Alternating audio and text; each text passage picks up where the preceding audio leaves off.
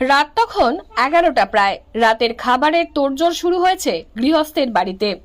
ভাত বাড়তে যাবেন গৃহিণী, সেই সময় চোখ আটকালো ভাতের হাঁড়িতে। কি ওটা?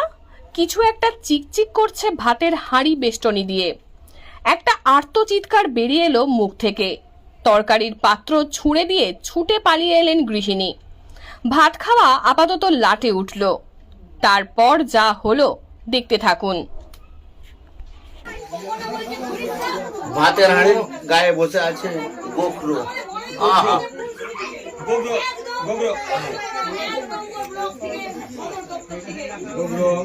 ভাতের হাঁড়ি আর গোখরো।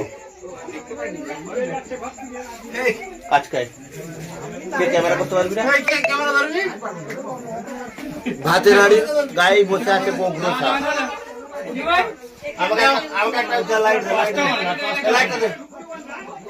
ভাতের হাঁড়ির গায়ে বসে আছে গোখরো সাপ। বাহ,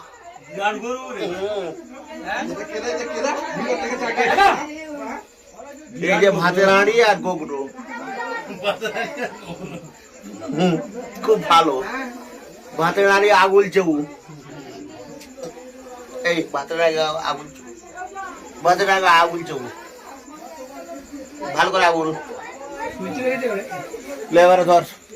সেখানে আমার দিকে সোজা করে নুয়ে নুয়ে। ঠিক আছে, এলাও। পালাবে কোথাও? আমি ঢুকে গেছি, আবার পালাবো। গর্জন করছে, দেখ শ্রীকান্ত। শ্রীকান্ত কাজ খায়, আয় দেখ শ্রীকান্ত কাজ খায়। দে আমাকে দে লাইটটা, দে লাইটটা, টর্চ লাইট আমাকে একটা দাও, দেখতে হবে। হাতে আনি আগুল চেউ। গর্জন করছিস কেন রে এত? এই এত গর্জন করছিস কেন? এই এত গর্জন করছিস কেন? ওই এত গর্জন করছিস কেন?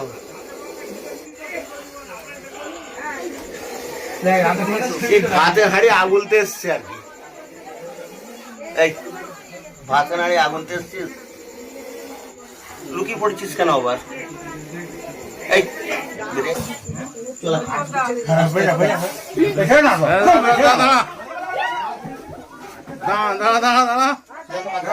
দাঁড়া।